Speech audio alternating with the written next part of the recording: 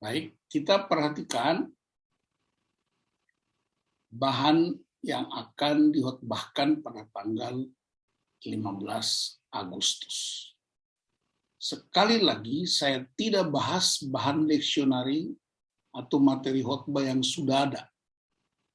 Tetapi saya mau mengajak Bapak Ibu untuk kita lihat dari pendekatan value. Dan ingat, value yang disampaikan selalu sifatnya impartatif, yaitu value impartasi.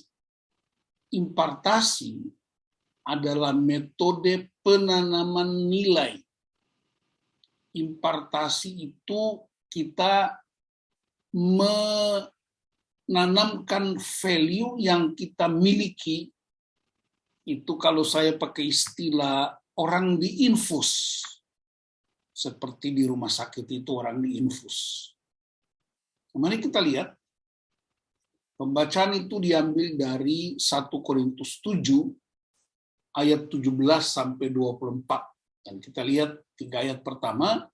Selanjutnya, hendaklah tiap-tiap orang tetap hidup seperti yang telah ditentukan Tuhan baginya, dan dalam keadaan seperti waktu ia dipanggil Allah. Inilah ketetapan yang kuberikan kepada semua jemaat.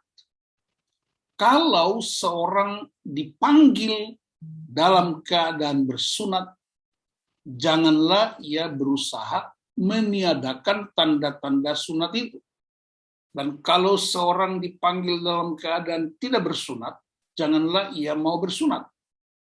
Sebab bersunat atau tidak bersunat tidak penting. Yang penting ialah mentaati hukum-hukum Allah. Baiklah tiap-tiap orang tinggal dalam keadaan seperti waktu ia dipanggil Allah. Ayat 21 sampai 24, adakah seorang hamba waktu engkau dipanggil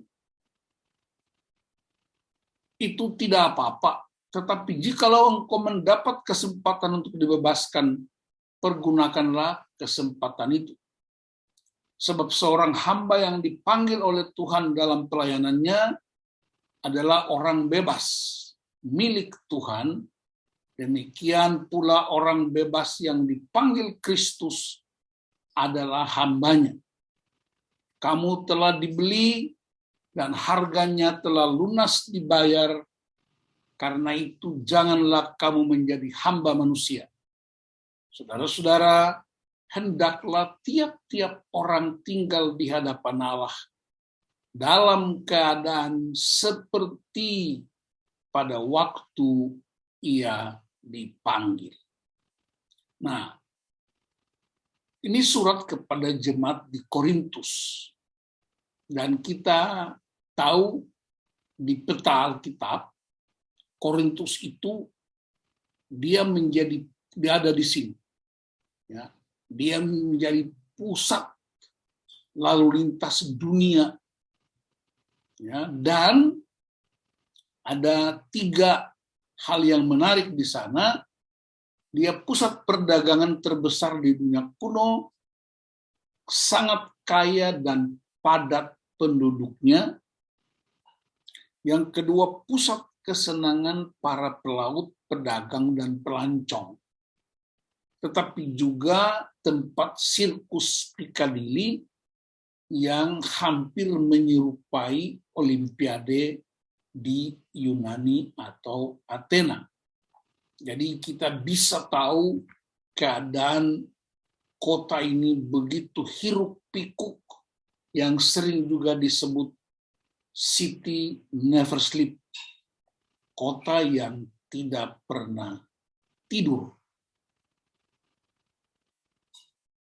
Nah, Korintus, Bapak Ibu, ya, dalam bahasa aslinya itu Korintias sestai, itu artinya orang yang hidup bermabuk-mabukan, penyelewengan susila yang tidak terkendali, kaya dan liar. Jadi Korintias Sestai itu artinya penyelewengan susila. Di sana juga ada sebuah kuil namanya kuil Afrodite atau Dewi Cinta. Dan ada 1.000 pekerja wanita sebagai pelacur yang bekerja siang malamnya mereka turun menjajakan dirinya di kota, terutama bagi para pria yang singgah di kota itu, para pedagang pelancong dan seterusnya. Nah, kita tahu Alkitab bahwa kalau di sebuah tempat itu ada berhala, penyembahan berhala, maka manifestasinya selalu ialah kejahatan seksual secara fisik. Jadi ada istilah yang terkenal di Korintus, ialah hampir tidak ada laki-laki yang bertahan bila masuk di kota Korintus. Nah, jadi kota ini juga banyak sekali pendatang, kota ini makmur, kota ini sangat jaya, penuh dengan asusila dan kemerosotan moral. Bisa kita lihat di 1 Korintus 6 ayat 9 sampai 10. Ada daftar dosa orang-orang di situ. Nah, dari disitulah kota ini Paulus bekerja menyatakan firman Allah dan semua pengajaran-pengajaran yang hidup di Alkitab. Nah, kita akan masuk pada teksnya. Ini ada sebuah nilai dari pernikahan. Karena ini 1 Korintus 7 ini, kalau baca dari ayat 1 sampai dengan sebelum ayat 17, itu bicara tentang orang-orang yang menikah, yang berkeluarga, yang kawin. Jadi nilainya ialah keberhasilan dalam pernikahan tidak sekedar pasangan yang tepat, tetapi kesediaan untuk menjadi pasangan yang tepat. Jadi perhatikan kesediaannya, bersedia untuk jadi pasangan yang tepat. Di situ bicara tentang harga yang dibayar dalam sebuah pernikahan. Nah, mari kita lihat konteks pasal 7. Ya. Bapak Ibu, konteks pasal 7 ini ada sejumlah ayat. Yang pertama, kita lihat ayat 1 sampai 9, itu ternyata bicara tentang pernikahan itu karunia. Wow, itu value yang pertama. Bisa kita lihat dalam Kejadian 1 ayat 26 sampai 28, itu bicara tentang Allah menciptakan manusia menurut gambar dan rupa Allah, yaitu gambar Kristus. Dan yang kedua ialah proses pembentukan keluarga dari Kejadian 2 ayat 18 sampai 25. Itu memang materi yang lain harus dibahas. Sebagian orang memiliki penguasaan diri yang lebih kuat dari orang lain. Ada orang yang tidak menikah karena berbagai alasan. Bisa kita baca di Matius 19 ayat 11 sampai 12. Ada 3 alasan orang tidak menikah. Ya. Karena itu, Paulus hendak menjelaskan kepada orang di Korintus untuk mereka masing-masing harus mengetahui kehendak Tuhan untuk dirinya sendiri. Yang kedua, masih di pasal 7 ayat 10 sampai 16. Pernikahan itu sebuah pelayanan. Pelayanan apa? Karena di sana diingatkan supaya orang yang sudah bertobat mengikuti Kristus, mereka tetap bertahan dengan pasangan yang belum diselamatkan. Sebab dengan begitu ada kesempatan untuk menyelamatkannya dalam Kristus. Jadi ini ayat ini firman Tuhan masuk ke Korintus itu kan sudah banyak orang yang menikah dengan gaya hidup yang diterangkan tadi. Tapi ketika mereka sudah menjadi keluarga Kristen, keluarga kerajaan Allah, maka yang tidak seiman itu tetap hidup bersama. Di ayat lain nanti dia bilang, kalau dia mau cerai boleh. Nah, pernikahan bagi pasangan seiman memastikan pelayanan yang saling mengasihi, saling memberi, saling menerima, dan mereka bertumbuh bersama dalam Kristus.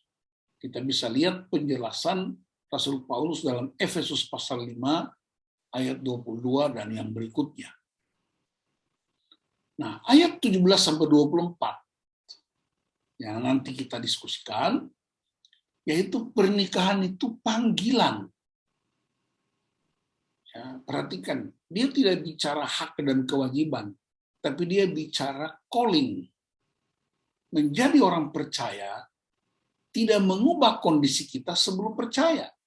Yahudi tetap Yahudi, budak tetap budak, karo tetap karo, Ambon tetap Ambon, menikah tetap menikah. Jadi tidak mengubah status asal-usul seseorang. Tapi nanti kita lihat apa dampaknya. Tetapi sekarang kita dipanggil dalam Kristus. Maka Tuhan menolong kita untuk memiliki cara hidup yang baru, yang akan menolong kita menjadi jauh lebih baik dari sebelumnya. Berarti sebelum kenal Kristus, itu gaya hidup yang ditulis dalam 1 Korintus 6, tetapi setelah ketemu Kristus, maka hidupnya harus berbeda. Dengan pasangan yang sama. Nah, kemudian ayat 25-40, itu pernikahan adalah sebuah tantangan. Jadi ini pasal 7 ini ada 40 ayat. Pengakuan bahwa dalam pernikahan ada berkat, yes. Tetapi juga ada pengakuan bahwa pernikahan juga bisa menjadi beban dan tantangan jika menghadapi keadaan yang sulit. Maka membangun keluarga Kristen adalah pelayanan yang sifatnya extraordinary. Ini istilah saya sendiri. Yang agak luar biasa, dan karena itu orang yang mau masuk pernikahan tidak boleh gampang dan sembrono. Karena pernikahan itu kita mengerti sejak awal itu ide Allah. Pernikahan itu bukan ide gereja, itu gagasan dan ide Allah, dan dijadikan sebagai fondasi utama bagi gereja, bagi masyarakat, bagi bangsa. Jadi dengan kata lain, kalau mau lihat gereja kuat, kita mesti periksa keluarga. Kalau mau lihat bangsa kuat, masyarakat kuat, periksa keluarga. Nah, kita mau belajar nilai dari pasal 7 ayat 17-24 saja, karena itu teksnya, bacaan kita. Di situ dikatakan pernikahan itu sebuah panggilan.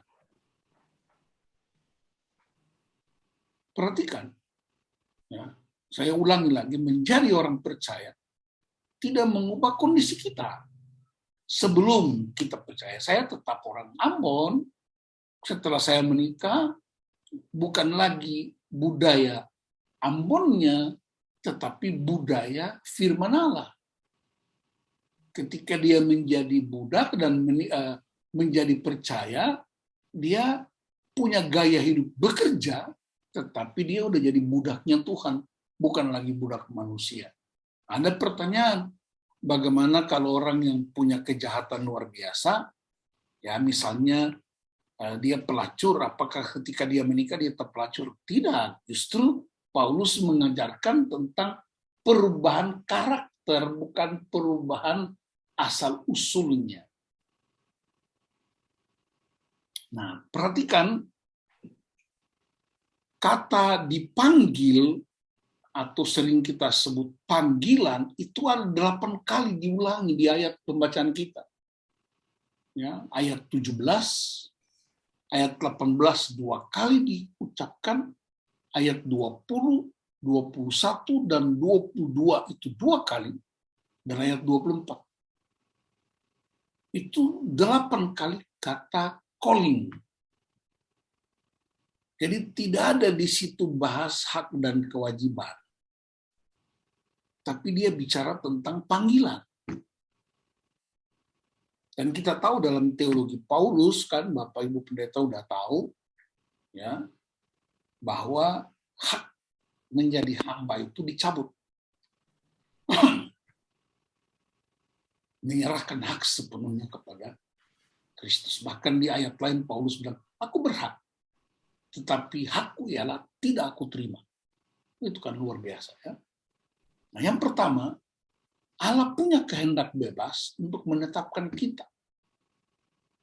Itu yang disebut uncontrollable. Yohanes 3:16, karena begitu besar kasih Allah akan dunia. Tapi siapa yang percaya diselamatkan, yang tidak percaya binasa. Itu pilihan bebas Allah, tapi kita juga diberi ruang untuk bebas memilih. Yang kedua, Allah memanggil kita untuk pekerjaan kudusnya. Efesus 2 ayat 10, kita diciptakan dalam Kristus untuk pekerjaan baik. Nah, kata pekerjaan baik itu karakter Allah. Terlibat dalam pekerjaan Allah yang baik. Tidak ada pekerjaan Allah yang tidak baik. Yang ketiga, Allah membuka ruang baru untuk berubah dan diselamatkan. Nah, itu pasal 6 ayat 9-11. Di situ banyak sekali daftar orang-orang yang tidak mendapat bagian dalam kerajaan Allah. Tetapi pada ayat 11, dia bilang, itu dahulu kamu, sekarang kamu tidak begitu lagi. Lihat daftarnya itu panjang sekali. Ya, dan yang keempat, respons kita fokus pada penetapan Allah bagi kita dan fokus pada panggilan. Pertanyaan penting dan urgen. Karena tema minggu ini ialah berharga karena Kristus dan ada jawaban terhadap hak asasi manusia. Pertanyaan penting dan urgen ialah apakah hak saya? Apakah hak kita? Hakmu ialah tidak berhak. Itu luar biasa. Saya ulang, apakah hak saya? Hakmu ialah tidak berhak. Kenapa? Karena engkau sudah lunas dibayar. Di mana bayarnya? Di salib. Ayat 23 tadi. 1 Korintus 7 ayat 23.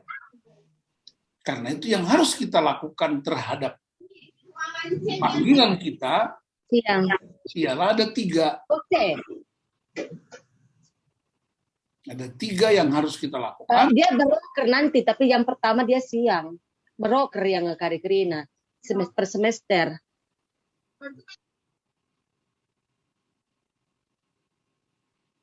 Yang pertama, sense of belonging. Ketika orang berubah hidupnya dari gaya hidup lama seperti yang ditulis di 1 Korintus 6 dan 1 Korintus 7 itu, maka dia mesti punya rasa memiliki dan dimiliki. Yang kedua, sense of worthiness, yaitu rasa berharga. Punya keberhargaan, tidak ditolak, tidak merasa tidak berharga. Dan yang ketiga, sense of competence, yaitu dianggap layak. Nah, Bapak Ibu, dan semua ini sudah diselesaikan dan terjawab di salib itu. Ingat, semua pemberitaan firman dalam bentuk apapun, dimanapun, kapanpun, selalu Christ Center, berpusat pada Kristus. Mau khotbah perjanjian lama, khotbah perjanjian baru, apapun bentuknya, endingnya selalu, pusatnya selalu Kristosentris, berpusat pada Kristus. Jadi, kalau kita mau mengeksplor tema di manakah keberhargaan, kenapa kita disebut berharga, kenapa keluarga disebut berharga, karena penebusan yang dilakukan lunas di atas kayu salib. Kiranya Tuhan memberkati Bapak, Ibu-ibu, khususnya mereka yang mau berkhotbah, itu pengayaan, masukan untuk memperlengkapi apa yang kita sebut sebagai hak asasi dari seseorang. Mari kita berdoa untuk firman sebelum kita diskusi. Bapak, terima kasih untuk firman-Mu. Hamba-Mu terbatas, tetapi biarlah value yang kami temukan menjadi kekuatan, menjadi inspirasi, menjadi insight yang baru untuk kami impartasikan buat jemaat. Dalam nama Tuhan Yesus Kristus. Haleluya. Amin.